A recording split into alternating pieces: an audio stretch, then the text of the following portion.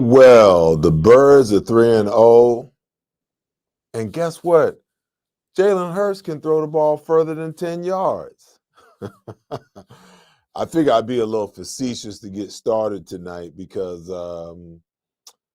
that that might have been the most epic football game in the history of the Philadelphia Eagles franchise, with the exception of the Super Bowl 57 win and the Super Bowl 60 win.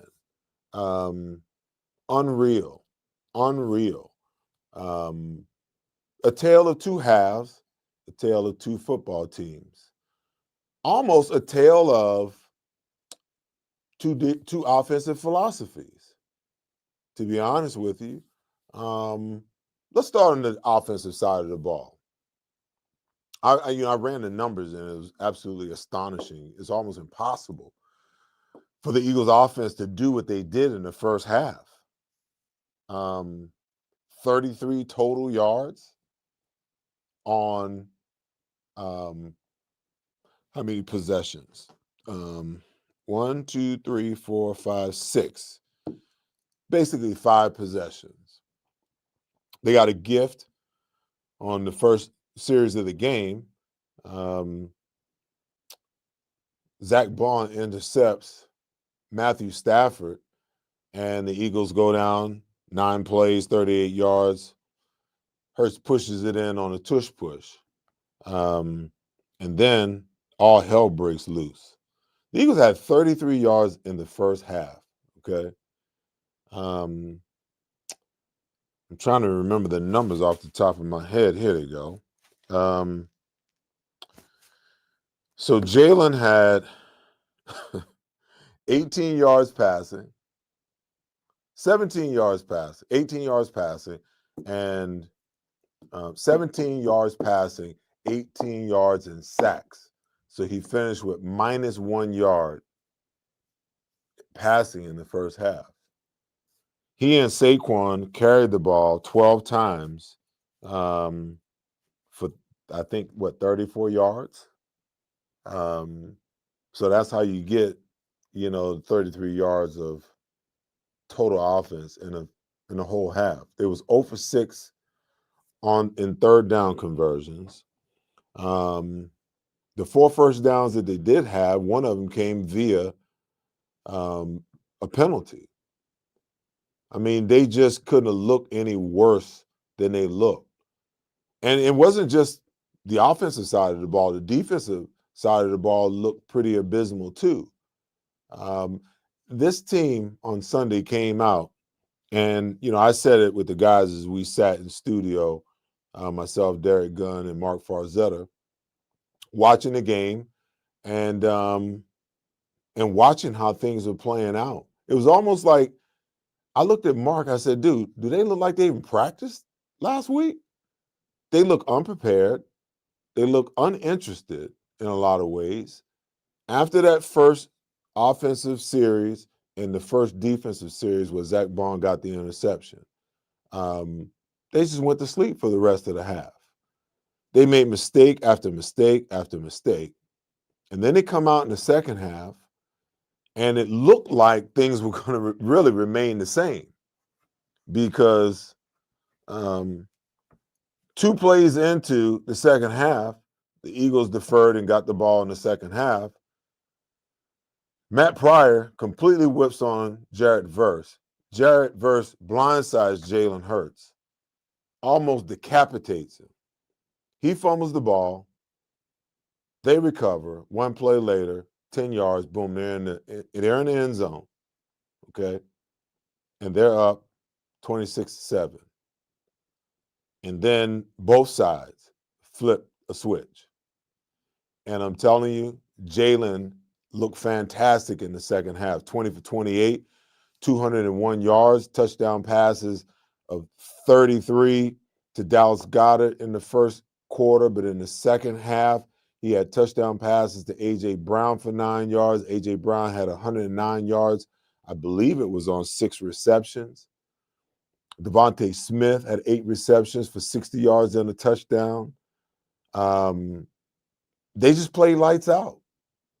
You know, the minute that and I don't know how you guys feel about it. And I may ask my producer to just, throw the chat up or maybe start throwing some of what you guys are talking about on the bottom of the screen. By the way, this won't be a Talk to Him Tuesday.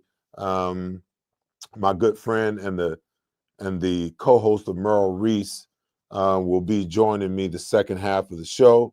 And we'll be talking some birds.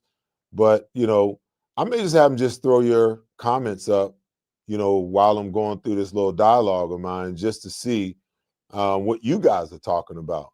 But they made one mistake after another after another. The penalties were ridiculous on the defensive side of the ball. It was not a physical thing. It was an assignment, and assignment mistakes across the board, mental mistakes across the board. It was insane to watch this team play. And the only thing that happened in the first half was Zach Barnes' interception and Jalen Hurts taking the play on 9 plays, 38 yards, and the 33-yard, no, that's wrong, the 1-yard touchdown tush push. And on the defensive side of the ball is the defense's ability to slow down the Rams' offense in the red zone. Okay. They had 6 possessions, 6 possessions in the first half. Matthew Stafford had the interception on the first possession. Then they went field goal from 51 yards. They got a 44-yard touchdown to Devontae Adams. They got a field goal. So the Eagles held them to 4 field goals. The Eagles defense held them to 4 field goals in the first half of that game. And I'm telling you right now, if 2 of those field goals are converted into touchdowns, we might not be feeling the way that we feel about our team right now.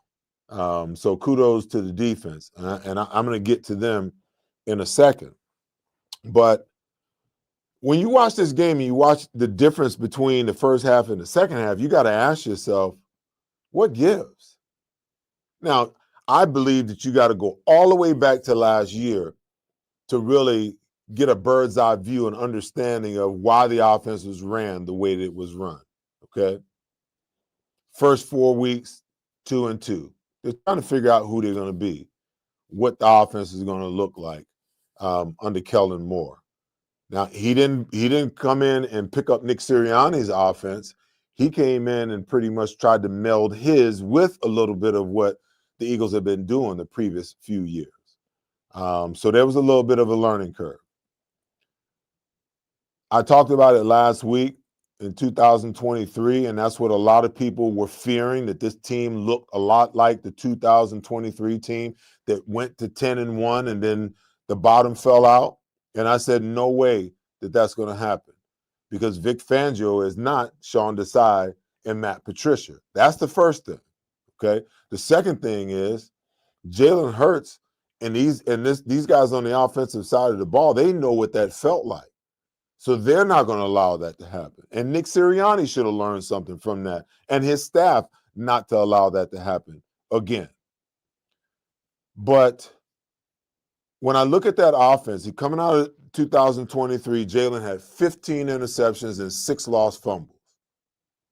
And I talked about it last week. The first 2 possessions against the Green Bay Packers last season in week 1 in Brazil, he threw an interception, he forced the ball, and then he lost the fumble.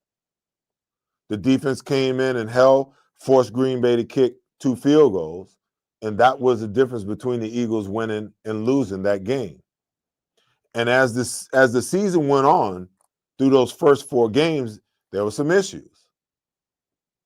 Coming out of the bye or going into the bye, the offensive lineman, Lane Johnson, Um, Jordan Mailata went to Nick, hey, we got a beast behind us at running back. We need to start riding him. Okay. So then they limited Jalen's number of passes to right around 20 to 23 passes a game, the least amount of passing attempts by any quarterback in the National Football League. And then they began to feed Saquon. And I can promise you that it was never the intent for Saquon to get the workload that he got, but he was so prolific and he was so explosive and he was so dynamic that they began to fall in love with it, and it was working. If it ain't broke, don't fix it.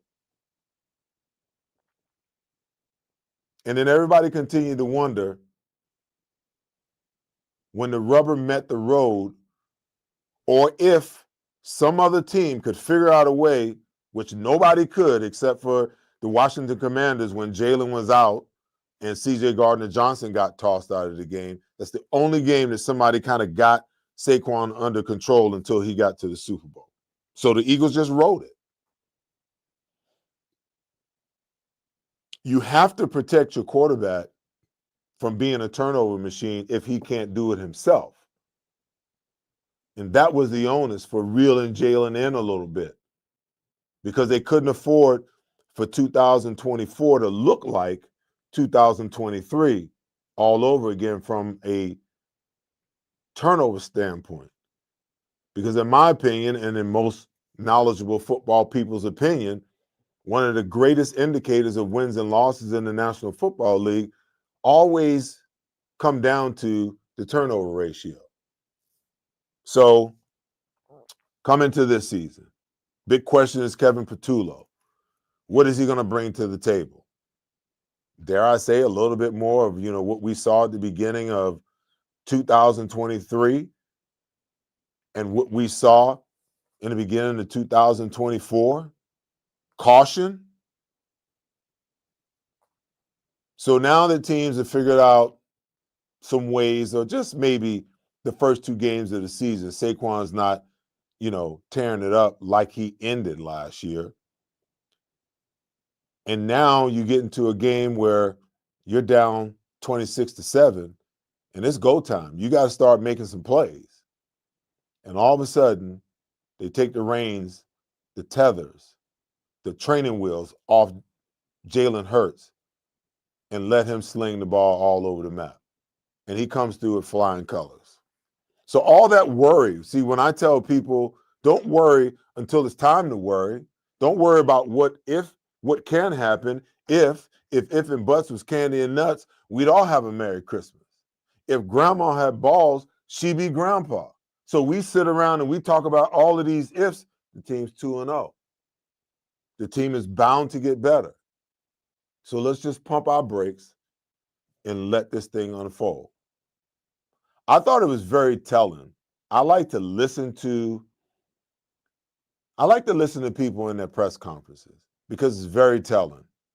I like to listen to Vic Fangio because he tries to do his best to be politically correct in an era where he didn't grow up in. When he said that Jalen Carter needs to get in shape, Jordan Davis is in shape. And Jordan Davis is outperforming production-wise right now one Jalen Carter. Hope it motivates the hell out of him in a positive way. I like to listen to Nick Sirianni because he does his utmost best not to give anything away in press conferences. He's learned how to be coy. But I love listening to Jalen Hurts because he has a way of saying things that few people can disseminate the information of what he's really saying.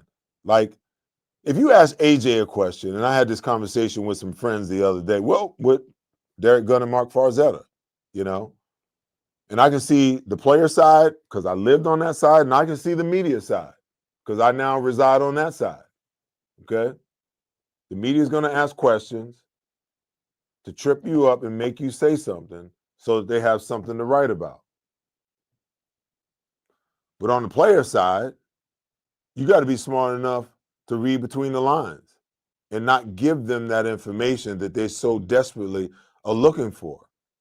But sometimes when you have a guy that's passionate as AJ, he'll dumb down what he's saying, but he's still saying just enough for us to kind of imagine what he really means. He gives us just enough to make a story out of it. Jalen, not so much. You got to learn how to read between the lines with him. So in his press conference after the game, he goes, well, I think we need to get to a place where we start playing to win instead of playing not to lose. Gosh, that hit like a ton of bricks. Because I'm listening to that, and what I disseminate and what I decipher from that is that these fools have had me in a straitjacket where all I could do was hand the ball off and throw the ball short. And now we come out in the game where we have to throw it in the second half. They got to take the straitjacket off, and they got to let me look beyond 5-6 yards. And look what happened.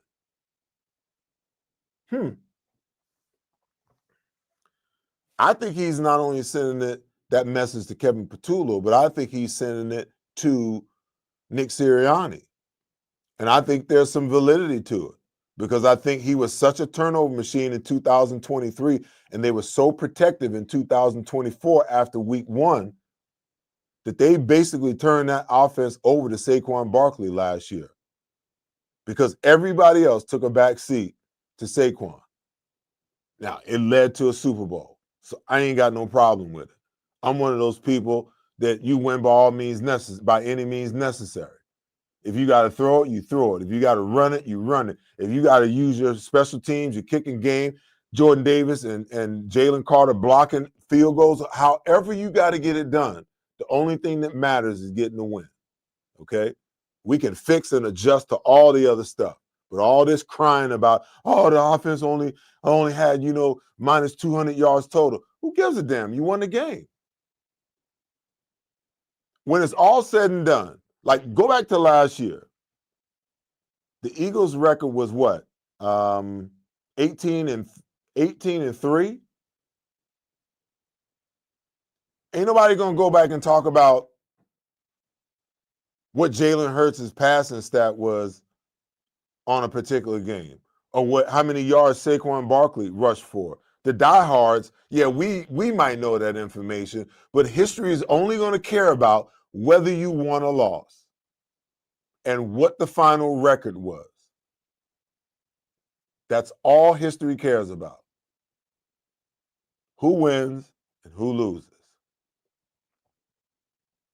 So Jalen's comment spells out a lot for me, explains a lot for me. I get the sense that maybe even he has been frustrated as much as his wide receivers have been frustrated that they have not been able to open up the offense and allow him to cook just a little bit, okay? He don't need to be the head chef, the executive chef. Maybe a little bit of sous chef. That's enough. I don't want him cooking so much that he puts the ball in harm's way. And there was one or two that was in harm's way last week. I hear some foolish people saying, hey, I may trade a few more turnovers for the reward of the risk that it would yield if Jalen threw the ball a lot more and took more chances. I would implore you to go and study the information, study the data. 2 turnovers usually get your ass beat. 3 to 4 turnovers usually get you blown out.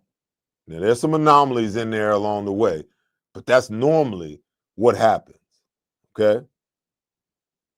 But I think that this offense is in a place right now where Jalen can help the running game because I explained it last week on the drawing board. I said, listen, when they got 2 high safeties, the Eagles have got to figure out a way to run the football. But teams are doing a lot of 2 high safety, and then they roll down late, which puts them, in a loaded box and always allows for a free hitter. And I would love for the Eagles to start running some plays off tackle instead of in between the guards to give Saquon those stretch plays.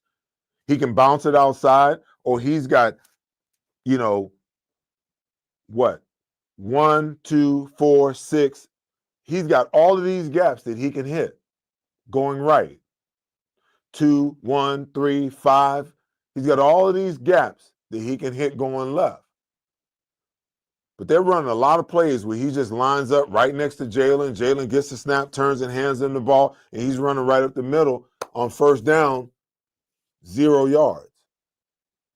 Don't take that to Tampa Bay, because Tampa Bay wants to get you in second and third and long. And here they come. And the Eagles have lost 3 of the last 4 games against the Tampa Bay Buccaneers. The defense got shredded last year, and the offense got beat down. So the intent better be to go to Tampa and try to figure out how you can get 5 or 6 on first and second down, so that you stay out of third and long and second and long situations. That might be with Jalen actually throwing the ball a little bit more. And you guys know that I'm the king of, run the football. But I'm not so old school that I don't realize, and it's always been that way. Some people hear it, some people don't. People want to create their narratives about what I say and what I believe and how I think the game should be played. I believe in blitzing, not blitzing like you're crazy, not taking chances to get your ass beat. But there's a point in every game where you got to bring some pressure. You can't let that quarterback sit there and feel comfortable all day and pick you apart. Same way with the run game. There are some games where you have to throw the football in order to run the football. And because we're struggling running the football, I believe right now we need to throw the football in order to open up the run game. Because once you start against them single high safeties, I talked about it and I'll tell you again. I wish, as a matter of fact, I got 8 minutes. Whiteboard sitting right here. Let me break this down for you. PJ, there you go. Okay. So we don't even need no offensive lineman. You got strong safety.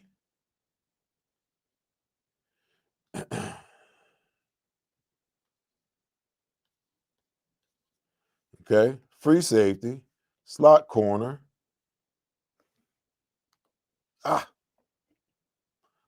Let's do it again. Here. Quarterback, running back. Okay. So you got corner, slot corner, corner, strong safety, free safety, and your 2 linebackers. Okay. Now,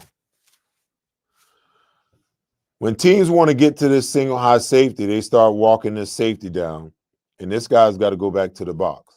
Okay. So he's deep, last line of defense. Okay.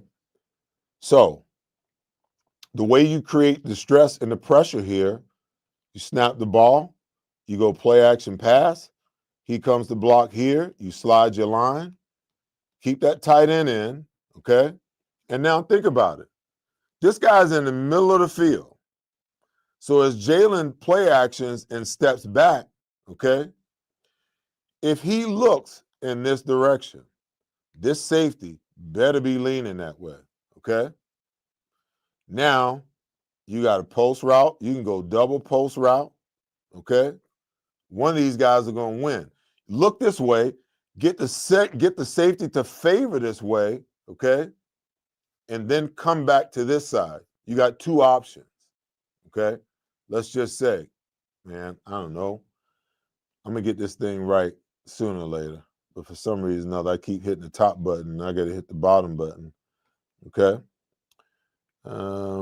Quarterback, running back, linebacker, slot corner, corner, strong safety, free safety. Okay. Now, If and this is the rub right here. So you got your three technique, and your two technique. Okay. So when the Eagles are trying to run the ball, you basically got 6-on-6. You got 6 defenders, okay, in the box against 6 blockers. So if they do a real good job, you can make some hay. The problem is when you roll this safety down, you kick them linebackers over. Now this guy's the free hitter. So he's contained. He's got that gap. He's got that gap depending on flow. If they flow this way, he's got that gap. He's got that A gap. And if they cut it back, this safety coming down's got this gap, right? Hard to run that way because if he gets all the way down in the box and you run away, he can shoot the gap and run it down from behind. You understand what I'm saying? There we go. In the passing game, though, okay. In the passing game, though, when you get this guy to come down, even let's remove him, act like he's not there. Go 12 personnel. Now you got 7 blockers in the box, okay? And this guy, this safety is more apt to be over here. Kansas City played a third linebacker anytime they went 12 personnel. That's 2 tight ends, 1 back, okay? So now it's even worse. You drop this guy down in the box. He's got to go middle of the field, okay? Jalen goes play action pass, sets up, okay?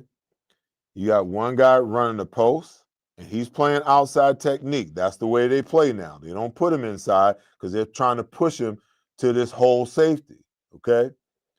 This guy shakes and runs a go route. Jalen, look at the post, move the safety, come back to the go route over here. A.J. Brown on a 50-50 ball, okay? Now, all of a sudden, you got to start leaving the safety back here. Now you get back to, okay, man blocking, double team up to the linebacker, double team up to the linebacker. He's on the defensive end, and he's going to work out on this slot corner or the extra linebacker. Now you got man blocking. Now you understand why I say the Eagles may have to use the passing game to actually open up the run game. And it may differ from week to week. One week they may come out and run it 10 times in a row, okay? Force them to get the extra safety in the box. Once you get the extra safety that drops down in the box, all right, now we can even go, I would even like to see Jalen in 12 personnel line up under center. Run your stretch play or run your zone play and then bootleg off of it or go play action pass off of it. You got all the defense moving one way. He comes up out of the play action and he's looking at this wide receiver over here, moving the safety out the middle of the field and then hitting either a post behind him or a bang 8 route. Who's going to stop it? Now, I studied the game because I love the game, but I don't get paid to coach the game. And if I can tell you that and share that kind of information with you, guess what? Nick Sirianni and Kevin Patullo need to figure this thing out. And I think that Sunday was a step in the right direction. My man Mike Quick is in the back office. We're not going to bring him on yet. We're going to take a quick break. Got to pay some bills. When I come back, him and I are going to chop it up. I know he's got something to say about what I just drew up because I know he saw it. So it'll be interesting to hear his take on one of the most exciting comebacks in the history of the Philadelphia Eagles franchise. I'll be back in a sec. I know what you're thinking. Total glow up. What's her secret? Fine, I'll spill. I totally upgraded with Verizon. Everyone gets a free phone with any plan, even if you're already a customer, like me. Now I have Google Gemini. It's like a little glam squad in my pocket. Gemini, what eye makeup goes with this lipstick? I'd suggest a classic cat eye. Wow, setting the bar high for daycare pickup.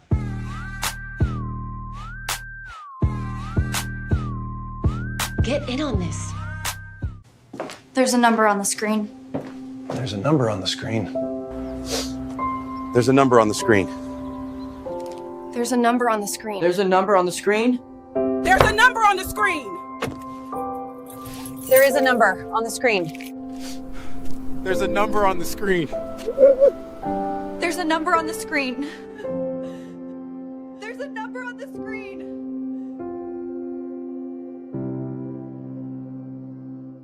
Since 1893, Weber Display and Packaging has been Pennsylvania's leading manufacturer of corrugated packaging and displays. We're family owned with 4 Philadelphia locations, 2 converting facilities, a warehouse, and a fulfillment center. Designed through delivery, we exceed customer needs. Weber Display and Packaging. Our core values drive everything we do. Come join our team.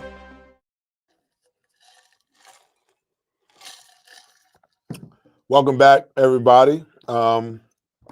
Listen, anytime I get a chance to, spend some time with this guy, this is, one of my guys, man. Mike Quick. I played, I had the pleasure of playing, I believe, 4 or 5 years with him. One of the most dynamic wide receivers I've ever seen, and I've seen some really good ones. Career cut short by injury. Now is the duo at WIP's broadcast with Merrill Reese. Does a fantastic job. Ladies and gentlemen, my good friend, my golfing buddy, Mike Quick. Quick Six. What's up, Ham? How you doing, man? Man, you look like you played some golf today, brother. Well, I did. I know that look. You catching me late. It's almost it's almost the bewitching hours for me. I hear you, man. So listen, I know you heard some of what I talked about. I didn't get to the defense, but I do want to talk about the offense and then, just talk about how great the defense was. Some of that stuff that I was drawing up, I watched the game and I think about it. It was so dynamic. I got to say, though, I seen the clip with you and Merle when Jordan Davis got the block and ran it back. Yeah. You know that I was afraid for Merle, man, because Merle was shaking like a leaf. I'm like, is he gonna be all right? And then you saying, do y'all believe in miracles? That was pretty damn epic, man. Hey, Seth, you know where I stole that from? So there is a movie that when my sons were young, it's a 1994 movie, and it's called Little Giants. Wow. You remember that movie? Mm-hmm. It's a movie, the movie Little Giants, and when they had the big game, it was the O'Shea brothers. They were playing against one another. Kevin O'Shea, I forget, but they had their 2 teams playing against one another. The one's daughter, they called her Icebox or something like that. The girl was on the team. But anyway, at the end of the movie, when it got to its highest point, they ran a play, and they called it the annexation of Puerto Rico or something. And it was like it's like a fake hike, and I think the center ended up running with the ball. He would touch the quarterback's hands with the ball, and then he took off running around the edge, blah, blah, blah. And they win the game, and the little girl that's doing the announcing, they're screaming and they're talking, and she says, "Do you believe in miracles?" That's where I got that from. Yeah, I mean, listen, I think my listeners, listen, if you guys haven't seen that final clip with Merle, and Mike, it is just like, it's epic, man. It really is. I mean, I don't think I've ever seen Merle that excited, man. Yeah, it was a good one. When you look at the way the game ebbs and flows, and that one in particular, it was so bad early that many people didn't think that the Eagles had a chance. When they go down the way they went down in the first half, and, going off at halftime, we knew the fans were going to boo them. And they heard the boos raining down. And, of course, they come out in the second half. They make some adjustments. They make some moves. And they got it going. And primarily because they got out of a shell and just started to play ball. Started to call plays that made sense. You got dynamic playmakers, and as much as you want to play a conservative style because it's been successful, the fact that when they don't turn the football over, they win games. You know, if you go by the numbers, 80% of the teams that win the turnover battle, they win games. That's just, they're hard, fast numbers.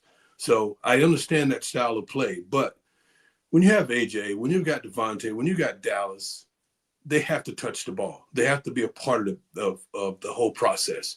And with all three of those guys getting touchdowns, that's when you really become dynamic. That's when teams don't understand where they need to use most of their resources. That when you have them like that, you don't know where the punch is going to come from. And that's what this team, I believe, has to get to. And that, to me, if that could be their identity, that you don't know where the ball is going to go because it's going to go to wherever the open target is. And usually when number 11 is one-on-one, he's open. Even if he's covered, he's open. When they play that style of football, I don't think that there's a defense that's going to be able to stop them. And oh, by the way, I didn't even throw in the best running back right now in football in Saquon Barkley. Right. Yeah. So listen, man, I like to listen to press conferences and hear what people have to say. Yeah. Jalen Hurts said, you know, we have to get out of this mentality of playing not to win and start playing to lose.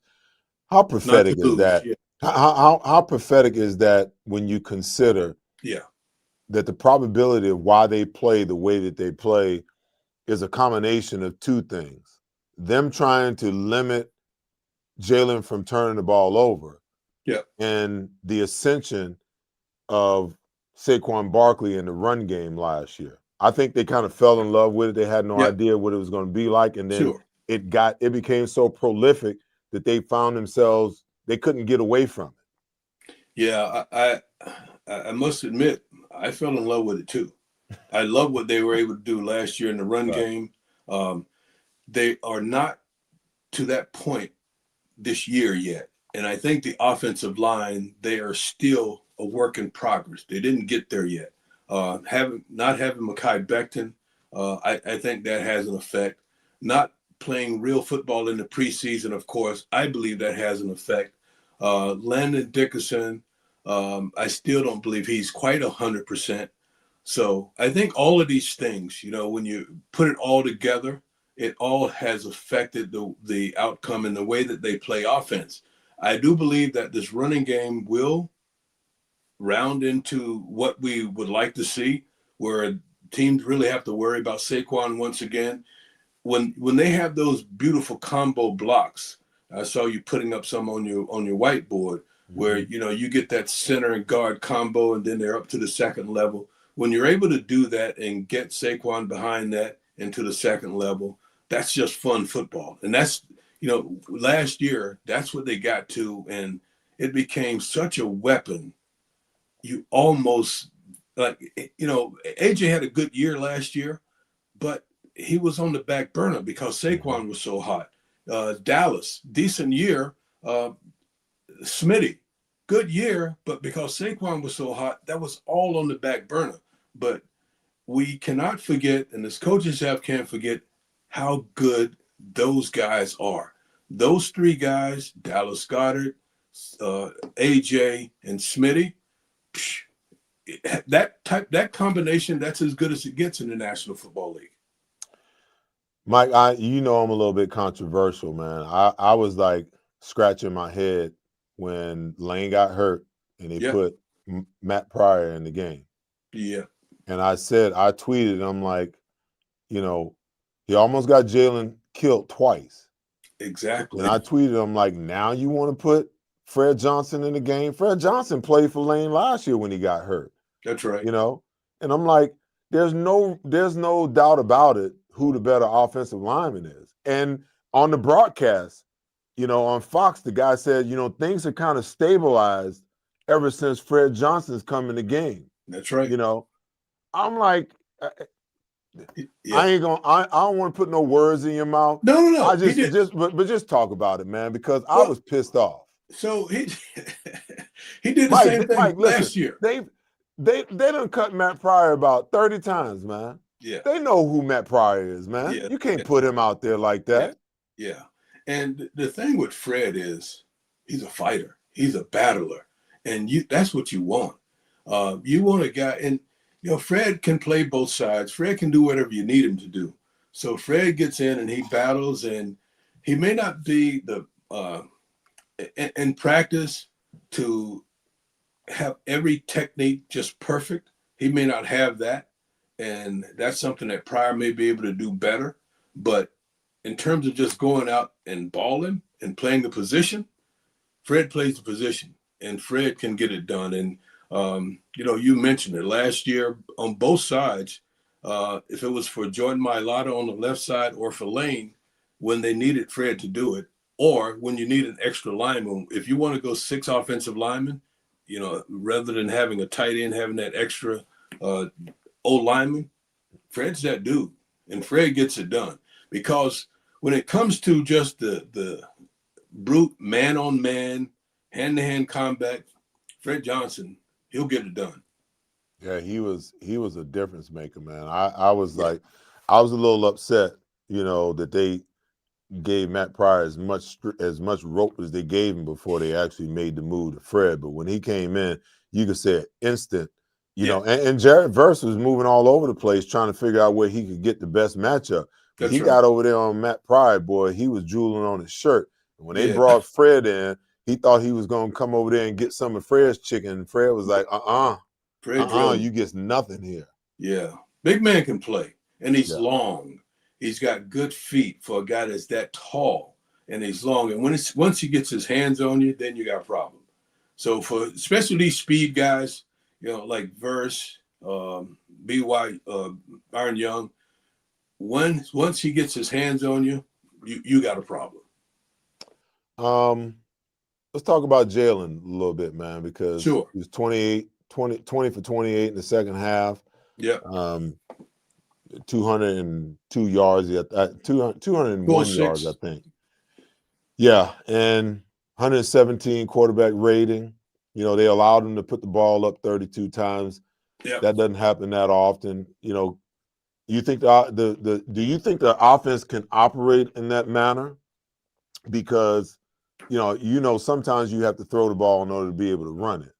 Yeah. And other times you got to run it to be able to throw it. We seem to be in a rut now where it's been proven that, hey, if we can throw the football, we can make people back up. Once you get people in too high safety, now you're at an advantage to be able to run the football. So I think in the second half, they just loosened up and just started to not so much go with the script, but just going with the feel, and started to call plays that just made sense to get the ball into the hands of the playmakers.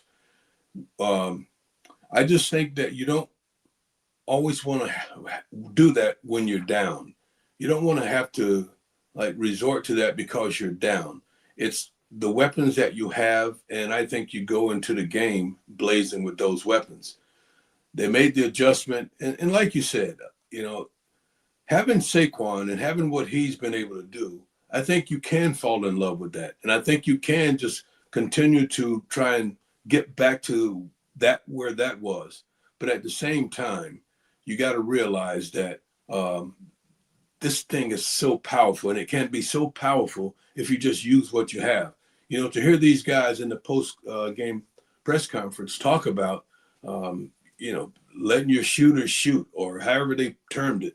Your horses, let them eat. Yeah. However they termed it, that's exactly right, because they're too talented to not be involved in the offense. When they came out in the second half set and they started the up-tempo offense, I think that's just where Jalen operates best. And that's when he really gets into a rhythm and he starts to utilize everybody on the field, and they start to move ball. Every time they get a first down, they go right back to the line of scrimmage, and he's calling the things from the line of scrimmage. That, when even over all of last season, when they do that, they get into a rhythm. They start to move, and things start to make sense. And he can easily identify the matchups that he wants. And when he's got number 11 one-on-one, that's where the ball has to go. And then then you can start to mix in Smitty. But I thought the other thing too is they went a lot of 11 personnel, a lot of three wide receivers in that second half. Mm-hmm. And most of this game, you saw a lot more in the first two games of the 2 tight end package and even 3 tight ends. But there was a lot more 3 wide receivers, or what they call 11 personnel, particularly in the second half of this game. But throughout the whole game, there's a lot more of that personnel grouping. And it's a better grouping for this football team when you have 3 wide receivers, Dallas Goedert, on the field. It just all works better. And you can spread teams out a lot more. And it spaces teams out so that you can create these running lanes for Saquon, as well as getting these guys on the perimeter to football. Mm-hmm. Now, there's a little bit of controversy, with that statement, don't you? That's okay. They go, when you go hurry up, then that means that the quarterback is in control of the plays that are being called. That pretty much Jalen is calling his own plays and running the offense the way he sees fit. And There's been a lot of conversation over the first 2.5 games, about Kevin Patullo and the interaction that went on the sideline between he and Jalen. Yeah. Jalen's been here for a while. Yep. And they've run a similar type of offense every year that he's been here, even though he's had a number of different coordinators. To True. say that he doesn't have the verbiage and understand what it is that they're trying to do and what it looks like, maybe that's the way that they play. They get to the line of scrimmage, let Jalen call his plays. Maybe you got your first 15, and after you burn through your first 15, you turn it over to your quarterback and let him play the game from the line of scrimmage in hurry-up mode. I think it's a combination of both. Jalen, to this point, and he and Kevin have been together since Jalen got here, because Kevin's been here as long as Nick Sirianni's been here, Mm-hmm. and they work together.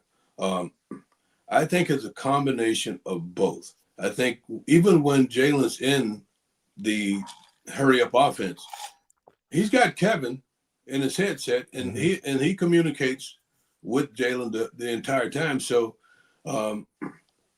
because they both have been in the same system for as long as they have been, although the coordinators have changed, those 2 guys have been together. Actually, those 3, with Kevin, Nick Sirianni, and Jalen, they've been here, those 3. And I think it works well together. Are they going to agree all the time? Nope. Are they going to I don't know what went on in that sideline. I could see it, but I don't know what was said. But these are high leverage situations. And in these high leverage situations, sometimes you got to, whatever is in you, it's got to come out. And you got to explain yourself. And sometimes it may not look pretty, may not sound pretty. Yeah. But when it's effective, that's what's most important. I want to get over to the defensive side of the ball the last, few minutes that we have, because there's a lot going on over there. You talk about a tale of 2 halves. I really would have given anything to be a fly on the wall in that locker room at halftime when Vic Fangio got off that damn elevator, because it was not a physical thing. They were just making mental mistakes and assignment mistakes the entire time. Yeah. And it looked really, really bad. Now, the coaches are going to downplay it. We didn't do anything different. You might not have did anything different, but you said some different things. And whatever it is that you said, you need to say it in pregame every damn week from here forward, because whatever y'all said worked. Yeah. So, I think when you listen to Vic kind of will tell you what's going on. Exactly. Sometimes you got to read between the lines. Sometimes you got to dig a little deeper, but Vic is going to tell you. And they played a lot better in the second half. And it really begins with the guys up front. I think, even Adoree Jackson, I think he's playing a little bit better now. He got injured, and I don't think they lost much because when he went out and got injured. I just think that they played better. They played harder. And the guys up front, I have to give a lot of credit to both JC and JD, because those two dudes in that second half. Well, and JD, he played great the entire game. But that's where it begins. And Zach Bond is, I think those two linebackers, you got a rookie linebacker that's playing the way he's playing, and you got Zach Bond, who really started the party with that interception. Mm-hmm. But as the game progressed, they started to take a hold of what they were faced with and started to play a whole lot better. And the Rams weren't nearly as effective. Yeah, you know what, man? I'm notorious for, calling players out where they need to be called out. Vic does it, in a stealth kind of way. Yeah. I'm just, like you like to call me. I'm straight no chasing. Straight no chasing. And listen, the thing about me, Mike, I may be critical, but if I'm wrong, I'm the first one to step up and say I was wrong. Yeah. I thought that we had seen Jordan Davis's ceiling as a player. No. Okay. I thought that we had seen it. Okay. Because he came in, and when they drafted him, I said that no human being can play in the National Football League effectively and a high level of plays at 350 to 360 pounds. 360. That's just physically impossible. Yeah. And I said from the beginning, they got to get him down to 325 to 330 in order for him to be successful. And oh, by the way, they need to get him a ladder and a jump rope so he can work on his feet. And he fell in love with the Peloton and dropped 25, 30 pounds in the offseason and looks like a whole different person. Yeah. So I'm gonna be who I am and say that I was wrong. Because right now, Mike, he looks more productive than Jalen Carter right now at this moment. Okay? For sure. And Vic saying what he said last week about Jalen Carter not being in shape, and then Nick trying to walk it back just a little bit because are they scared that he threw him under the bus? He was telling the damn truth. They're telling the truth. But here's the thing.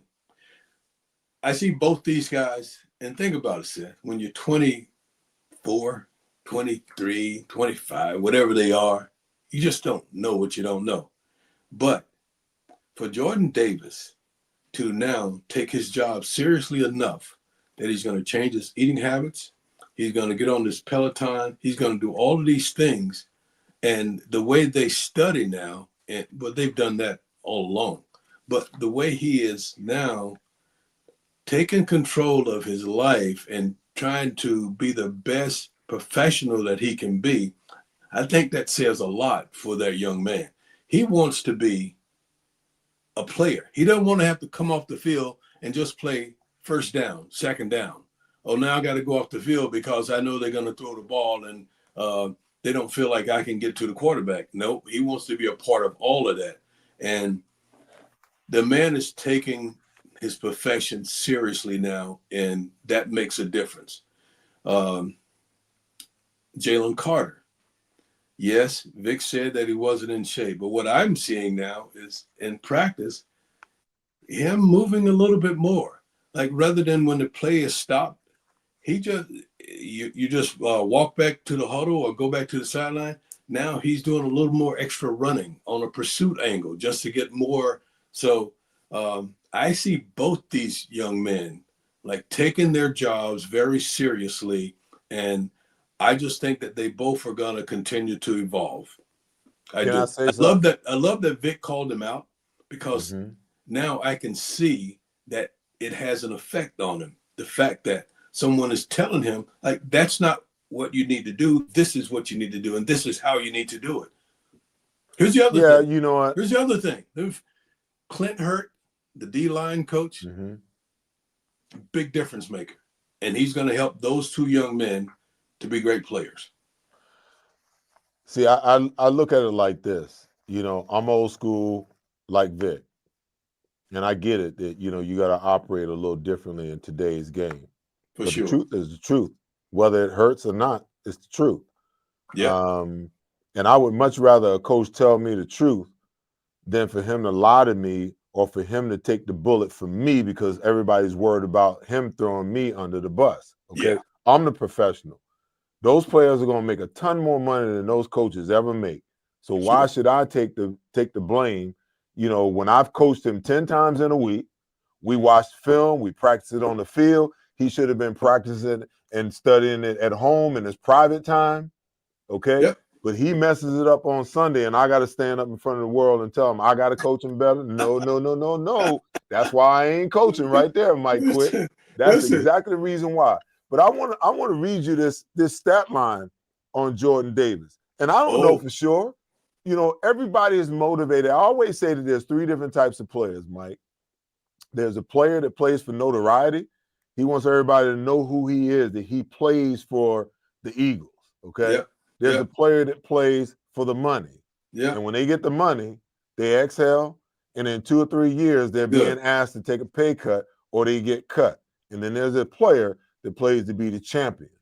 And that player understands that when you win and you succeed, that there's a certain percentage of players that have success that's going to get paid one way or the other. Yep. So they're not worried about the money or the notoriety because they know that that comes with winning. So I don't know. Jordan Davis, you know, understands that his contract is going to be up and he got to get paid. And Jalen Carter realizing that they've been talking about 40 plus million a year. Okay. Yeah. And all of a sudden, maybe he came into this year, Mike, and he was like, I got it made in the shade. And maybe he's being a little bit motivated by Jordan Davis. Everybody talking about Jordan Davis instead of him. So now you got a little bit of healthy competition, which I think is great, you know, for Jalen Carter, for everybody to start talking about him again instead of talking about Jordan Davis. And then once they start talking about him, Jordan Davis get pissed off and he start playing a little better. So everybody start talking about him again. That's healthy competition. It's a beautiful thing. Okay, so Jordan Davis on Sunday, 5 tackles, 1 sack, 1 tackle for a loss, 1 quarterback hit, a blocked field goal, and the most unbelievable dash. He got a piece of it. Jalen Carter got the first one. Okay. But the most unbelievable 61-yard dash by the 335-pound man I've ever seen in my life. He was straight rolling, man. So that last category of player that you mentioned, the guy that's going to be, you know, that's the guy to me that loves the game because he's going to do whatever he has to do to be his best every time. And I don't know if we have enough people in the game today that truly love the game. It's too hard to build a roster like that. Yeah.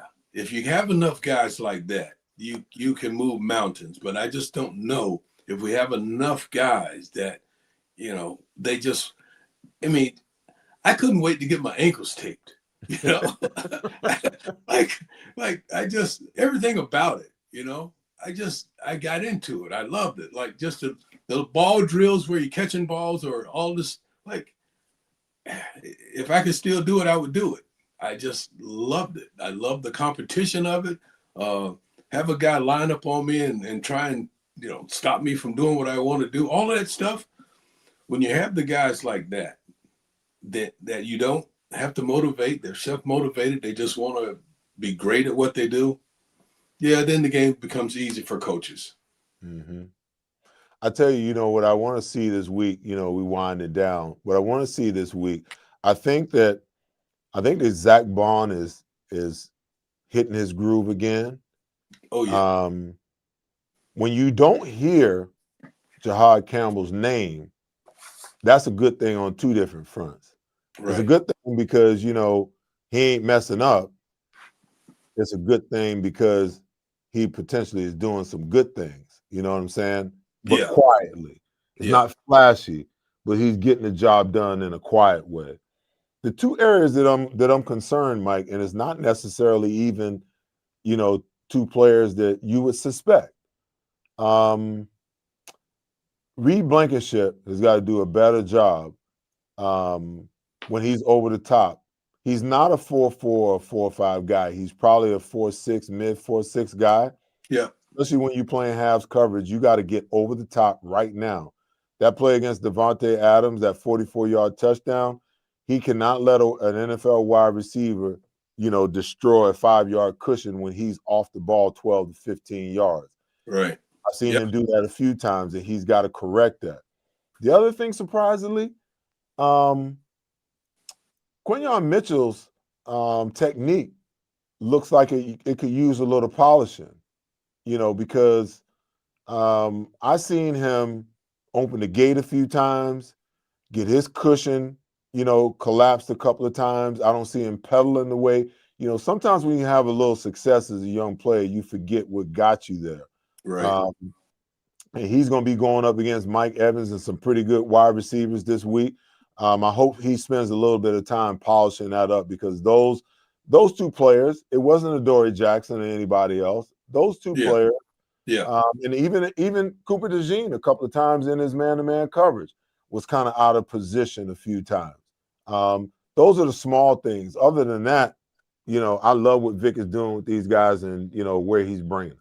I like Vic. Vic's awesome. And so I think for the first time in Quinyon's career, certainly first time as a pro, for a large part of the game, when the defense broke the huddle, you didn't see him run out to one side or the other. He waited to see where Adams was going, because he was going to shadow him to whatever side he went to. And it's the most snaps he's played like that, where you've had to go back and forth. And if there's a breakdown, I would have to attribute it to that. The fact that, you're having to, all last year, he played the left side or the right side. He played the one side. He stayed on the right side. But now, and it happened in training camp that Vic started working with him, when you have a dynamic receiver or you want one guy that you want to try and take away, then he's going to, when the huddle breaks, he's going to wait there and see which way that guy goes, and he's going to go to the side that guy goes to. And so he did a lot of that. There may be other games where they ask him to do that until, or maybe it doesn't happen until someone else emerges at that other corner spot that they're comfortable with enough that they can just leave them on their sides and just allow them to do their thing on their side. And I agree, Reed Blankenship, we've seen him as a playmaker. We've seen him make plays, and he just, so far this year, and it's just 3 games, but yeah, I would like to see more as well. Absolutely. Well, Mike, listen, I'm not worried about him making plays, because it'll balance itself out. It's the little small things, like when you playing against wide receivers that run 4-3, 4-4. Small things make the plays. Yeah. Yes. Yeah. That's how he's going to make plays, making sure that all those little details. And Nick mentioned that, we got to be more detailed, and we got to be that's what it is. All those little details. If you know that this guy is way faster than you are, and most of them are, I've got to make sure that I maintain the proper leverage, that I stay over top so that this guy can't run away from me. Mm-hmm. Yeah, all of those little things, those details, they matter. Well, man, hey, listen, our time is up, bro. I think next time I have you on later in the year. Just get me in before you get on your whiteboard and you have. No, listen, I got in late, so I didn't get to see all of that. I like to see that kind of stuff. I might learn something that I can use. Like the movie from '94, Little Giants, where I pick up something that 100 years later I throw in and I use. Quick, listen. I didn't write none on that board that you didn't already know, because I was talking about coverages and how the wide receivers could get open and how they could utilize taking advantage of the single high safety in 12 and 11 personnel. That's all. Absolutely. All good, man. Appreciate your time, brother. Anytime. Hopefully we get a chance to tee it up soon. You got it. All right, y'all. That is the show for tonight. Your Birds are 3-0 going down to Tampa. Going to be a tough game. This is going to probably be one of their toughest games of the season, just because of the history that they've had with the Tampa Bay Buccaneers and Todd Bowles. But I still believe that they got it in them to find a way to win. That's what they do. And it's hard to beat a team that believes in themselves and a team that refuses to give up no matter what the circumstances are. And that is your Philadelphia Eagles football team. As always, take care of each other and be nice to each other. But most important, make sure you guys love each other. I'll see you guys next week, hopefully after another Eagles victory. Peace out. At Revolution X, we know that fortunes are made in times of uncertainty. Are you selling your investment real estate? Are you interested in deferring your tax with a 1031 exchange? At RevX, we're experts in 1031 exchange planning and the use of passive real estate options using DSTs. Not in the midst of an exchange and want to invest in real estate but don't know where to start? Revolution X has institutional grade real estate options for any size investor right now. Set up a consultation at RevXWealth.com. RevX, defer the tax, maximize the gain. Gentlemen, are you ready for a wardrobe update? Introducing Divine Nine's Custom Menswear, your clothier for truly unique, custom-made threads. With Divine Nine, you can design your own one-of-a-kind suit, jacket, slacks, shirts, golf pants, and shorts, perfectly handcrafted by our skilled artisans who will bring your vision to life. Prepare to stand out from the crowd with Divine Nine's Custom Clothier, official clothier of Seth Joyner. Custom clothing made for you. At MidPenn Bank, we believe in the power of community. We're not just another bank, we're your bank. We're also your neighbor. For over 150 years, we've been helping dreams come true, financing projects that make a difference locally. From small businesses to community centers, we're here to support what matters most to you, donating time and resources to strengthen the Philadelphia region. And when Philly's favorite superstars need a bank they can trust, they turn to MidPenn Bank just like you can. MidPenn Bank. Stronger communities, stronger futures. Let's build something great together. Pride, passion, and persistence. These are the values that drive us all at Ron Jaworski Golf. We strive to deliver outstanding conditions as well as playability for golfers of all ages and abilities. Our championship golf courses offer a variety of challenges from a link-style walk along the river to an escape into the pines and everything in between. My team at Ron Jaworski Golf is committed to delivering memorable experiences every single day. See all we do at ronjaworskigolf.com.